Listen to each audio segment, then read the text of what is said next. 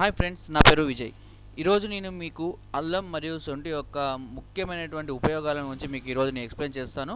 So అల్లంను ఆంధ్రప్రదేశ్లో వార్షిక పంటగా రైతులు సాగు చేస్తూ ఉంటారు. ఈ అల్లం పైన తొక్క తీసి సున్నపు తేటలో ముంచి ఎండిస్తే దాన్నే శొంఠి అంటారు.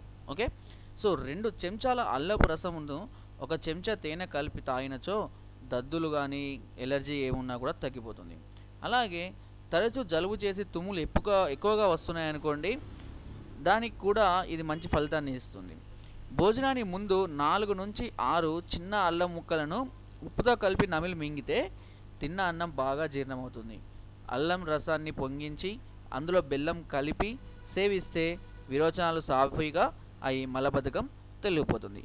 దాదాపుగా మనం అందరం ప్రతి వంటలోనూ అల్లాన్ని తరచుగా వేస్తూనే ఉంటాం. సో అందువలనే మనకు డైజెషన్ సిస్టమ్ అనేది మెరుగ్గా ఉంటుంది. సో అదేవిధంగా ఇప్పుడు నెక్స్ట్ వచ్చేసి శొంఠిని పాత బెల్లంతో కలిపి నీటిలో ముద్దగా నూరి సేవిస్తే ఆకలి బాగా పెరుగుతుంది. అదేవిధంగా కామెర్లు కూడా తగ్గిపోతాయి.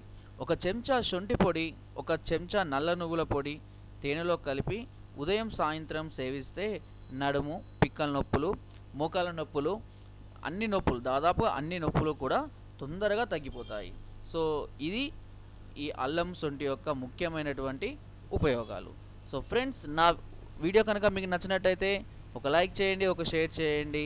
మరిన్ని వీడియోస్ కోసం సబ్స్క్రైబ్ చేయడం మాత్రం మర్చిపోకండి. Thank you.